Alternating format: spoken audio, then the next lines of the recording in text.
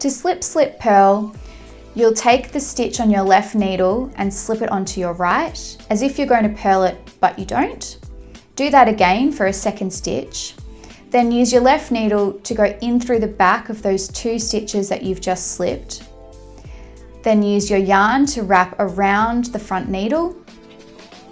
Hold that nice and securely, and then slip your needle down, and as you do, you want to catch that stitch you've created and slip the other 2 off your needle.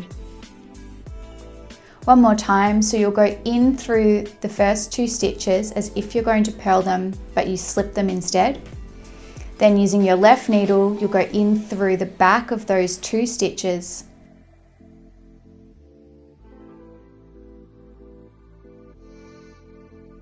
Wrap your yarn around your needle, hold it securely, slip it through, and slide those stitches off.